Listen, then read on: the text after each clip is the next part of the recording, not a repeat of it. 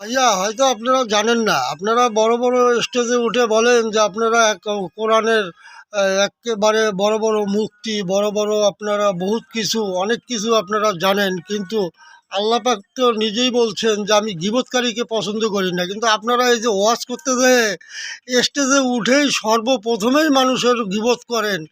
এইটা কোন ধর্মে আপনাদের? এটা কোরআনের কোন আয়াতে আছে বলেন তো?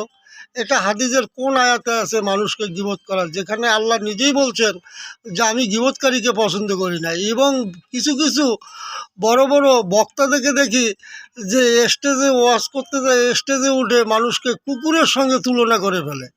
এটা আপনারা কোন কোরআনের আয়াতে পাইলেন বলেন তো? আপনারা কি জানেন তাহলে? আপনারা তাহলে কি মুফাসসির বলেন? আপনাদের দ্বারাই কি মানুষ হেদায়েত হবে এই আশাটা কখনো করা যায়? না আপনারা নিজেরাই মানুষ হইতে পারেন নাই? স্টেজে উঠলে আপনারা নিজেকে নিজে কি মনে করেন?